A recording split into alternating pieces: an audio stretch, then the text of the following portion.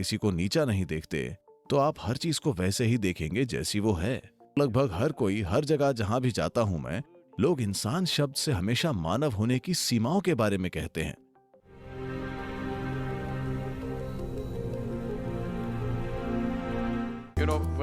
जब मेरी बेटी बस 3.5 महीने की थी, वो मेरे साथ सफर करती थी। मेरा एक हाथ उसे संभालता था और मेरा दायां पैर हमेशा पूरा नीचे होता था और मैं देश भर में कार से घूमता था और वो इसी तरह बड़ी हुई 5 साल की होने तक, जब तक वो स्कूल नहीं गई। हर रोज हम एक अलग घर में होते थे, हर तरह के लोगों के साथ रहना, सभी उसे कुछ न कुछ सिखाना चाहते थे। मैंने कहा एक नियम है कि कोई भी उसे कुछ नहीं सिखाएगा, कोई एबीसी नहीं, कोई 1 2 3 नहीं, कोई कविता नहीं, क्योंकि मुझे कोई परवाह नहीं कि उनमें क्या है। किसी ने उसे कुछ नहीं सिखाया। जब तक वो 18 महीने की हुई, वो बेधड़क 3 भाषाएं बोलने लगी, क्योंकि उसने सब कुछ सुना, क्योंकि उससे कोई बात नहीं करता था। उसने आसपास की हर चीज को समझ लिया, क्योंकि कोई उसे कुछ नहीं सिखा रहा था। और वो इसी तरह बड़ी हुई और जब वो 12-13 साल की थी तो एक दिन वो मेरे पास आई और वो बस स्कूल से वापस ही आई थी। वहाँ किसी चीज को लेकर परेशान थी और वो कहती है, आप सभी को इतनी सारी चीजें सिखा रहे हैं पर आप मुझे कुछ नहीं सिखा रहे। मैंने कहा, मैं बिना कहे कुछ नहीं करता। तुम अब मेरे पास आई हो तो चलो देखते हैं। तुम्हें बस यही जानने की जरूरत है, कभी किसी को ऊंचा मत देखना। वो मेरी ओर देखती है, आपके बारे में क्या? मैंने कहा, मैं भी नहीं। Never look up to anybody.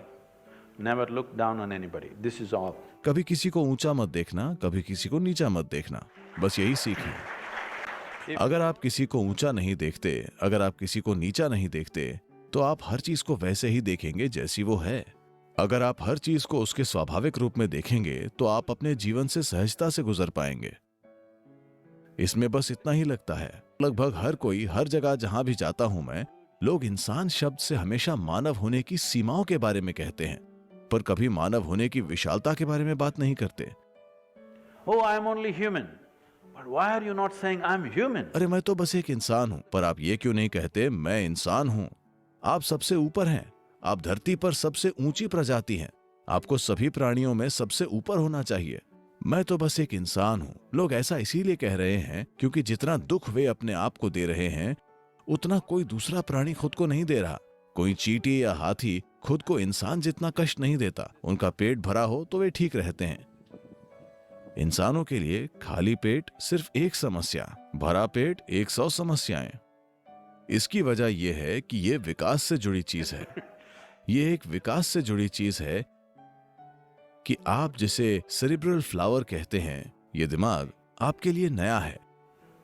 विकासवादी पैमाने पर यह एक नई घटना है, ये बुद्धि।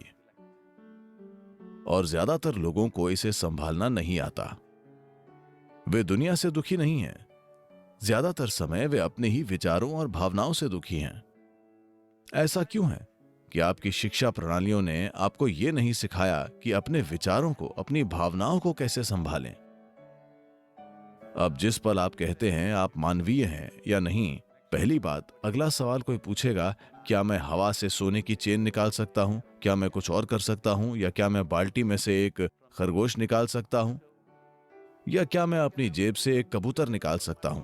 अगर मैं अपनी जेब से एक कबूतर निकालता हूं तो आपके पास क्या होगा? आपके पास एक पक्षी होगा और मेरी जेब में सिर्फ शिट होगी। इससे किसी का भी जीवन नहीं बदलने वाला। मैं आपको एक चमत्कार दिखाऊंगा।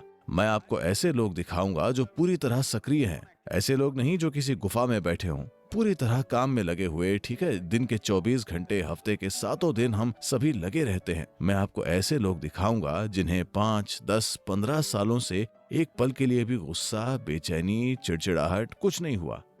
वे खुशी से, आनंद से रहते हैं। दुनिया को इसी चमत्कार की जरूरत है।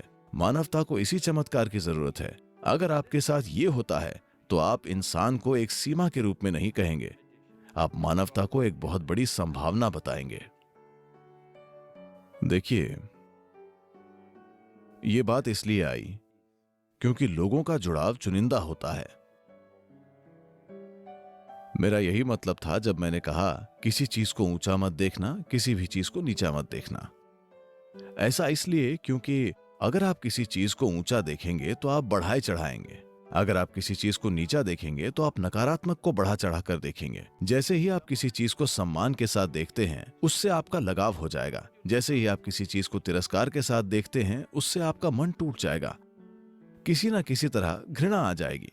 तो ये डर, असुरक्षा, लगाव, वैराग्य की भावनाएं सब कुछ एक परिणाम है।